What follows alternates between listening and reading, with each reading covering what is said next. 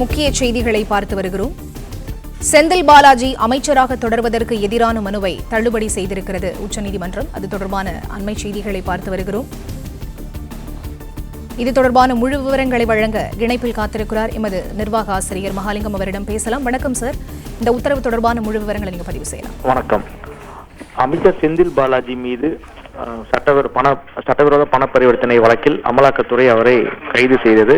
சுமார் 200க்கும் அதிகமான நாட்களாக தொடர்ந்து அவர் சிறையில் இருந்து வருகிறார். இந்த வழக்கில் அவர் கைது செய்யப்பட்டதற்கு பிறகு பல்வேறு அடுத்தடுத்த நகர்வுகள் நடந்து அதில் மிக முக்கியமான விஷயம் என்னவென்றால் அவருடைய இலாக்காக்கள் அவரிடமிருந்து பறிக்கப்பட்டது. ஆனால் அவர் இலாக்கா இல்லாத அமைச்சராக தொடர்ந்து இருந்து வந்தார். தற்பொழுது அவர் இலாக்கா இல்லாத அமைச்சராக தொடர்வதற்கு எதிராக உயர்நீதிமன்றத்தில் வழக்கு என்பது தாக்கல் செய்யப்பட்டது. அப்பொழுது சென்னை உயர்நீதிமன்றம் அந்த இலாக்கா இல்லாத அமைச்சராக தொடருவதற்கு நாங்கள் தலையிட முடியாது என்று சொல்லி அந்த வழக்கை தள்ளுபடி செய்தார்கள். அதை எதிர்த்து தற்பொழுது மனுதாரர் ML ரவி என்பவர் உச்சநீதிமன்றத்தில் மனு தாக்கல் செய்திருந்தார்.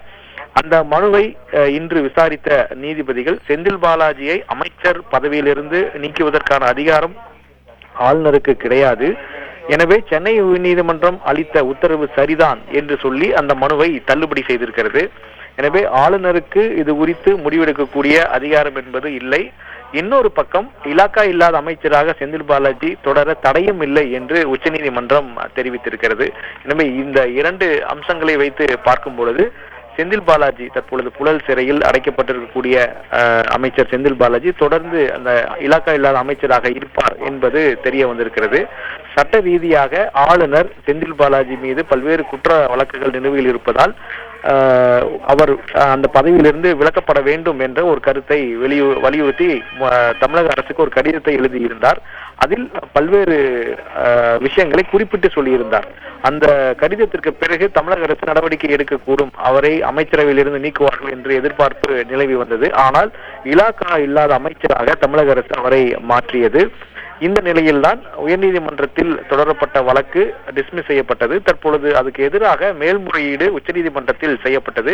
தற்பொழுது உச்சநீதிமன்றமும் மிக தெளிவாக அதில் ஆளுநர் நேரடியாக தலையிட்டு அந்த தடையை ரத்து செய்ய முடியாது, அதாவது ஒருவரை டிஸ்மிஸ் செய்ய இயலாது என்ற ஒரு கருத்தை சொல்லியிருக்கிறார்கள். எனவே அவர் தொடர்ந்து இலாக்கா இல்லாத அமைச்சராக தொடருவார் என்ற தகவலும் சொல்லப்பட்டிருக்கிறது.